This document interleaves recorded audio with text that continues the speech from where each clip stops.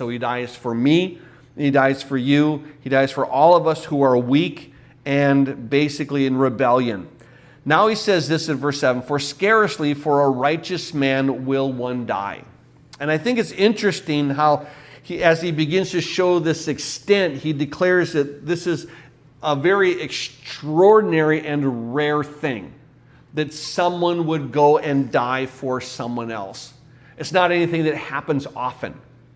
And so he goes on and he makes this duality of a statement. He goes, well, perhaps for a good man, someone would even dare to die, but for scarcely for a righteous man, a man who is upright, will one die. Just because you know there's a man of good character, like, oh, I'll just die for him.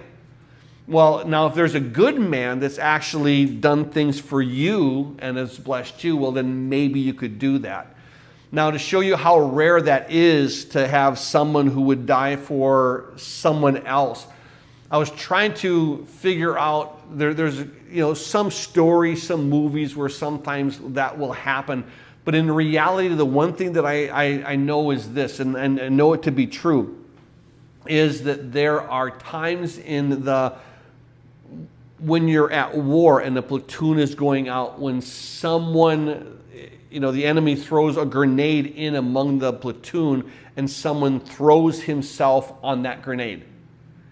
He's willing to sacrifice himself for those that he has protected his life for all the rest of the time in the war. So it happens, but keep in mind that what we see this is perhaps it's a rare thing. It's not a common thing for someone to die for good men, people who have blessed you. It's a very rare thing for someone to die for just an upright man who's in society.